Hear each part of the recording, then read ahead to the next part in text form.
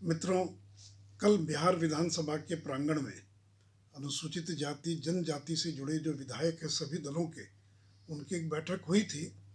और उन्हें कुछ मुद्दे उठाए हैं। मैं उन मुद्दों के बारे में इतना ही कहना चाहूँगा कि केंद्र की श्री नरेंद्र मोदी जी की सरकार अनुसूचित जाति जनजाति के अधिकारों में किसी प्रकार की कटौती नहीं होने देंगे और उनके अधिकारों की रक्षा के लिए पूरी तरह से संकल्पबद्ध हैं। और भारतीय जनता पार्टी का ये स्पष्ट मत है कि SC ST के आरक्षण में किसी प्रकार का क्रीमी लेयर लागू नहीं होना चाहिए। केवल OBC के आरक्षण में क्रीमी लेयर लागू है, लेकिन SC ST की आज ये स्थिति नहीं है कि वहाँ क्रीमी लेयर को लागू किया जा सके। और से भारत सरकार ने सुप्रीम कोर्ट में 7 सदस्यीय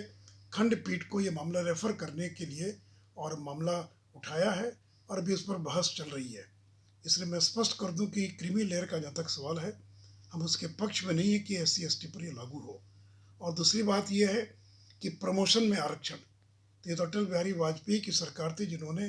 प्रमोशन में आरक्षण का प्रावधान किया था, उसके लिए भी हम प्रतिबद्ध हैं।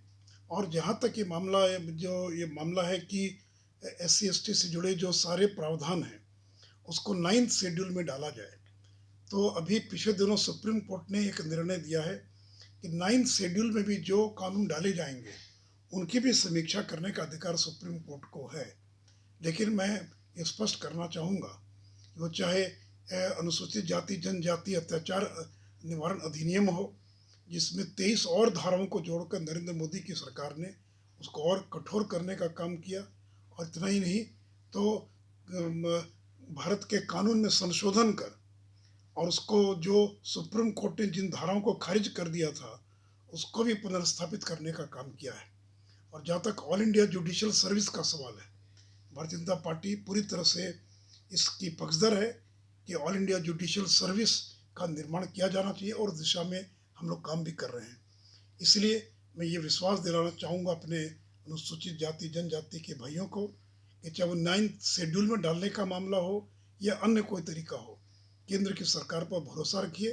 और वो कोई न कोई मार्ग प्रशस्त करेंगे, रास्ता निकालेंगे जैसे इनके अधिकारों में किसी प्रकार की कटौती नहीं हो